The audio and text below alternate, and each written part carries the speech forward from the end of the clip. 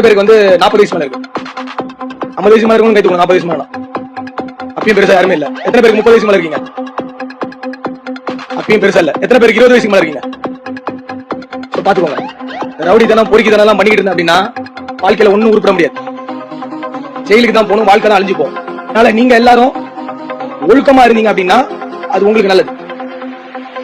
இல்ல அப்படின்னா நீங்க வந்து சீரியஸான விளைவுகள், சட்ட ரீதியான விளைவுகளை சந்திக்க வேண்டியது.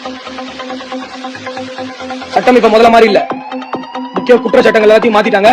ரொம்ப ஸ்ட்ரிக்டா இருக்கு. உங்களை பொருளாதார ரீதியா கூட உங்க எல்லாரையும் முடக்க முடியும். காசு இல்லைன்னா நீங்க கஷ்டப்படுறது மட்டும் இல்லாம உங்க குடும்பங்களும் கஷ்டப்படுவாங்க. ரெண்டாவது, சமூகத்துல அமைதி நிலவணும். அமைதி நிலவனா இந்த குடிச்சிட்டு போய் பக்கத்து தெருவில் சண்டை போடுறது, இல்ல அவன் தெருவில் பைக் ஓட்டிட்டு போய் இடிக்கிறது, அங்க அடிச்சுக்கிறது, வெட்டிக்கிறது, இந்த ஜல்லிக்கட்டுல பிரச்சனை பண்றது, கோயில் திருவிழால பிரச்சனை பண்றது, ஆடல் பாடல பிரச்சனை பண்றது, இல்ல சாயங்காலம் ஒண்ணா உட்காந்து குடிக்கிற இடத்துல பிரச்சனை, இந்த மாதிரிலாம் பண்ணிட்டு இருந்தீங்க அப்படின்னா நீங்க யாரும் நிம்மதியா இருக்க முடியாது. இங்க மொத்தமா ஒரு 300-400 பேர் இருக்கீங்க, அவ்வளவுதான். திருச்சி மாவட்டத்தோட தொகை பாத்தீங்கன்னா, ஜனத்தொகைன்னு பாத்தீங்கன்னா 30 லட்சம் கூடுது. நீங்க 300